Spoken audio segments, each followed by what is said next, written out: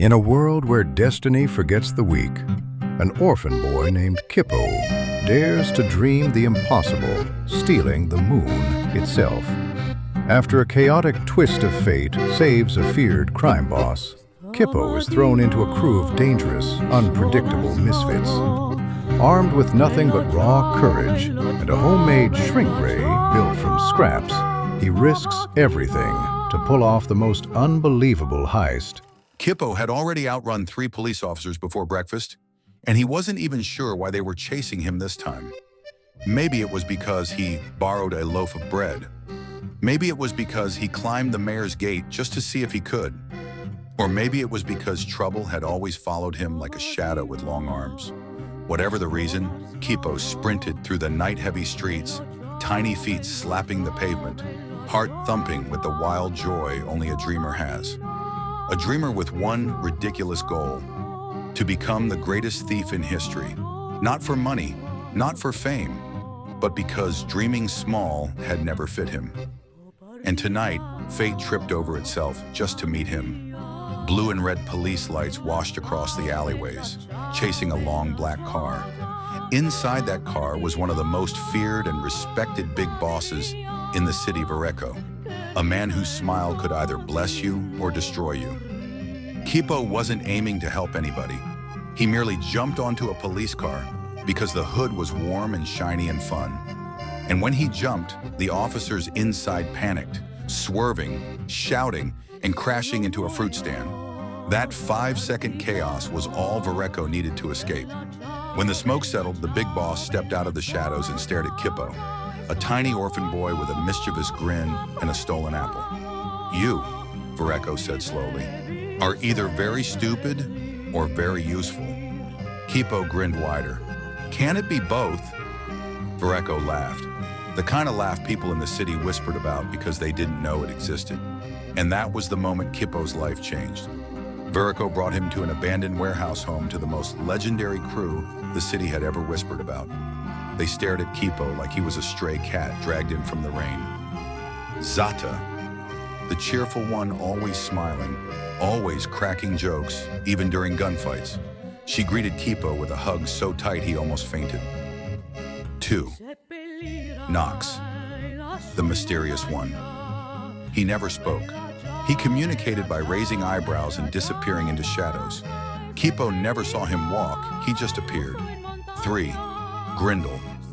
The grumpy one looked like he hated everything, including the oxygen he breathed.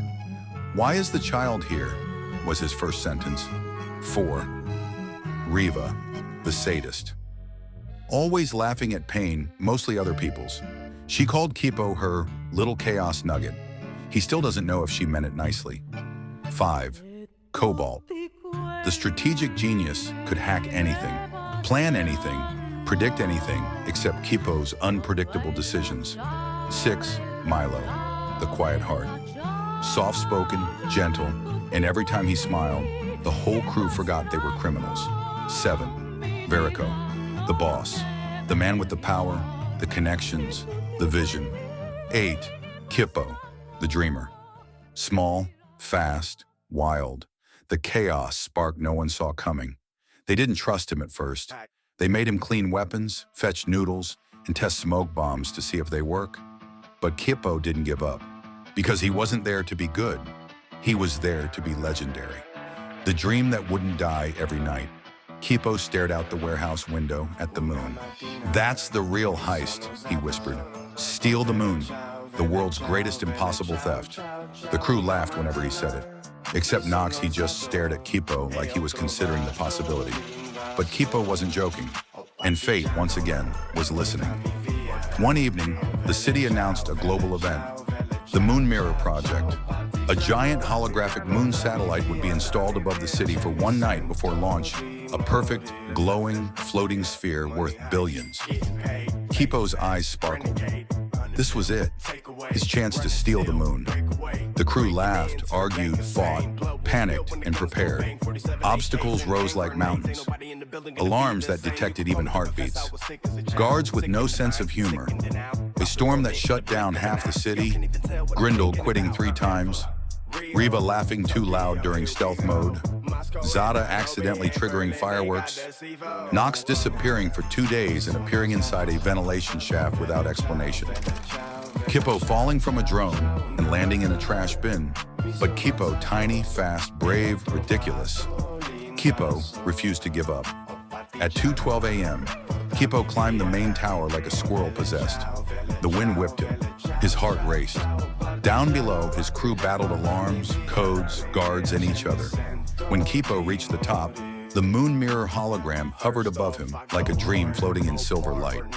He attached a stolen magnetic clamp, hit a button, and the entire glowing moon began descending toward him. He did not steal the real moon, but the world didn't care. Headlines the next morning. And from that day, Kippo became a legend, not because he was the strongest or tallest or coldest, but because he was the boy with the wildest dream, and he chased it until it came down to meet him. The crew lifted Kippo onto their shoulders. Barreco patted his head. Zada cried. Grindel pretended not to smile. Reva took pictures for future blackmail. Knox placed a hand on his shoulder, silent approval. And Kippo, he looked up at the real moon, still shining in the sky. Not stolen, not touched, but somehow closer than ever. Someday, he whispered, and everyone believed him.